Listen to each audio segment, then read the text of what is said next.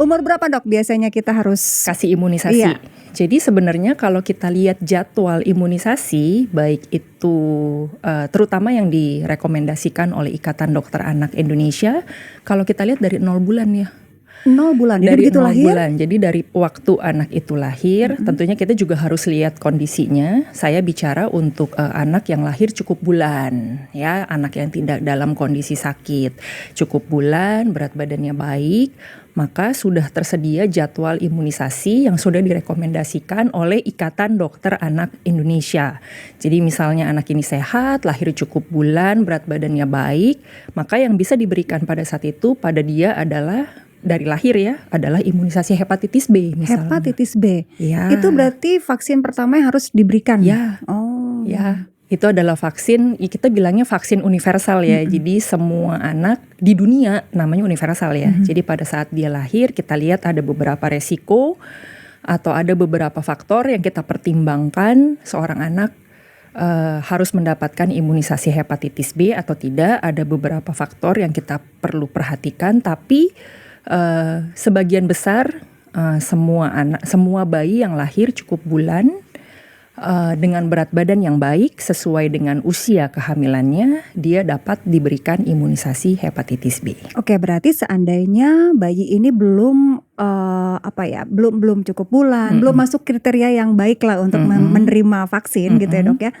Ada toleransi waktu berapa lama dok untuk dia bisa menerima hepatitis B? Kita pakai contoh bayi yang lahir prematur, ya, bayi yang lahir prematur atau bayi yang lahir kurang dari berat badan 2 kilo misalnya. Jadi kita mesti tunggu sampai berat badannya mencapai 2 kilo setidaknya. Atau usia kronologisnya mencapai usia 2 bulan.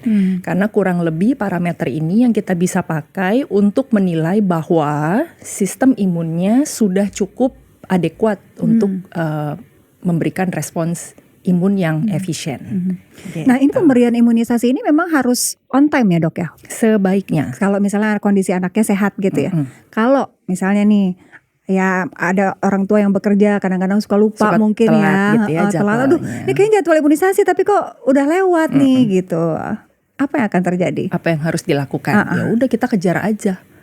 Jadi kita kejar aja, makanya ada yang disebut dengan imunisasi kejar ya, artinya kalau seandainya dari jadwal yang sudah ditentukan ternyata terlewat, sebenarnya nggak perlu diulang lagi, tapi kemudian kita berikan dosis yang seharusnya diberikan pada jadwal yang sudah ditetapkan, tapi kemudian tidak bisa hadir dengan karena suatu situasi itu tidak bisa diberikan, maka kita tinggal kejar aja. Gitu. Nah kalau kita runutkan nih dok ya, dari 0 bulan itu kan kita kasih hepatitis B. Nah selanjutnya nih sampai usia banyak berapa ya? Dan apa saja yang wajib dok diberikan?